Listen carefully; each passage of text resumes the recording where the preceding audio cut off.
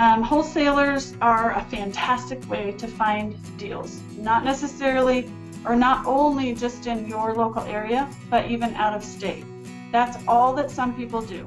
Some people as investors just find good deals, they market, they go through that work of weeding out who's serious, who's not serious, which properties are going to be transferable by title, which ones actually are a good enough deal, and then they put their piece of the profit in there and sell it off to investors. So this can be a very good way to find properties, especially if the wholesaler knows what they're doing. And by the way, we do teach a wholesaling course as well, so that if you guys want to do wholesaling, you can put together your team, your marketing, find the good deals, learn how to negotiate with the sellers directly.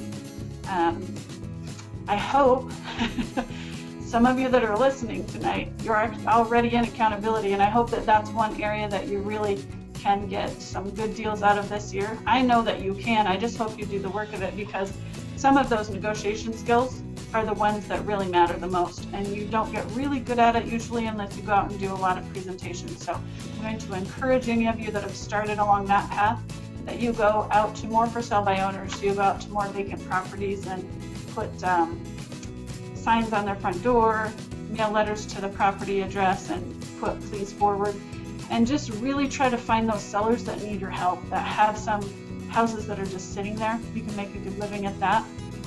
But that's one thing, whether you're the wholesaler or somebody else is the wholesaler and you're picking it up from them, that makes a wholesaler good, is knowing how to negotiate that deal.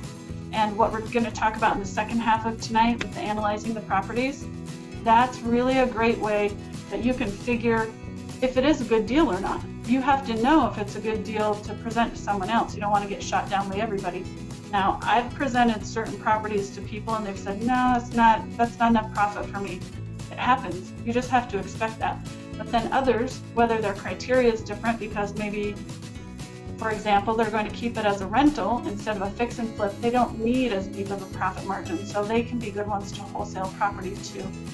Those kind of investors that are looking for rentals specifically and are growing their portfolio for retirement or for generational wealth if they want to pass things on to their kids and they're trying to create a legacy.